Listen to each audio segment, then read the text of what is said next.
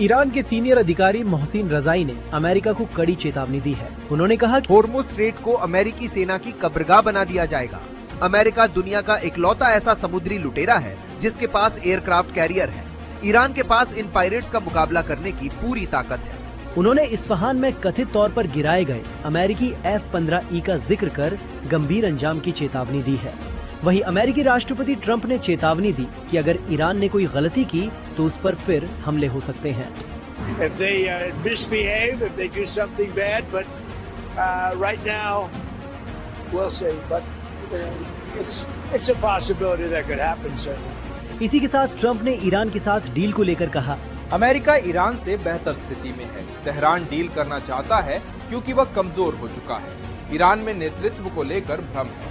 Iran की ओर से प्रस्ताव में 14 पॉइंट मिले हैं। अब उसका विस्तृत ड्राफ्ट आने वाला है। अमेरिका और ईरान के बीच बढ़ते तनाव से वैश्विक खाद्य संकट का खतरा बढ़ गया है। संयुक्त राष्ट्र की संस्था FAO के मुख्य अर्थशास्त्री मैक्सिमो टोरेरो ने चेतावनी दी। उन्होंने कहा, दुनिया बड़े संकट की ओर बढ़ रही है। होर्मुज स्ट्रेट बंद होने से खाद की सप्लाई प्रभावित हुई है।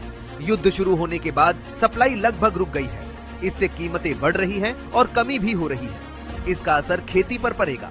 फसलों की पैदावार 30% तक घट सकती है। इसी के साथ टोरेरो ने बताया कि एशिया में बुआई का समय निकल चुका है। इससे हालात और गंभीर हो सकते हैं। अमेरिका और ब्राजील जैसे देश फसल पैटर्न बदल सकते हैं। गेहूं और मक्का की जगह सोयाबीन उगाई जा सकती है। इससे बाजार पर असर पड़ेगा। अब एक नजर पिछले 24 घंटे के 5 बड़े अपडेट्स पर। ईरान के अधिकारी मोहम्मद जाफदी ने कहा, अमेरिका से फिर से युद्ध हो सकता है। अमेरिका का दावा, पिछले 20 दिनों में 48 जहाजों ने रास्ता बदला। ईरानी अधिकारी ने होर्मुज खोलने के प्रस्ताव की पुष्टि की। CNN का दावा, जंग के दौरान 16 अमेरिकी ठिकानों को नुकसान पहुंचाया। ट्रंप ने कहा कि अमेरिका तुरंत क्यूबा पर कब्जा कर सकता है।